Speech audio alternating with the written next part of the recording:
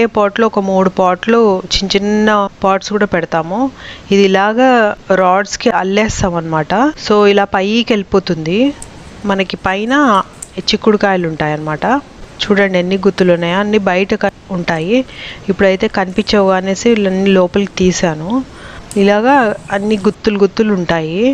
ఒకసారికి ఇన్ని వస్తాయి. జస్ట్ మళ్ళీ ఒక వారం 10 రోజులు అయితే మళ్ళీ ఇలాగ వస్తాయి అనమాట. సో చిన్న పాట్స్ అయినా కూడా మనకి హార్వెస్ట్ బాగా వస్తుంది. జస్ట్ కేర్ బాగా తీసుకోవాలన్నమాట. దీనికి పెస్ట్స్ ఏవి రావు, జనరల్గా అయితే రావు. రెగ్యులర్గా 1 వీక్ ఒకసారి మేము నీమ్ ఆయిల్ స్ప్రే చేస్తూనే ఉంటాము. ఎవ్రీ సాటర్డే ఆర్ సండే కానీ నీమ్ ఆయిల్ స్ప్రే చేస్తుంటాము.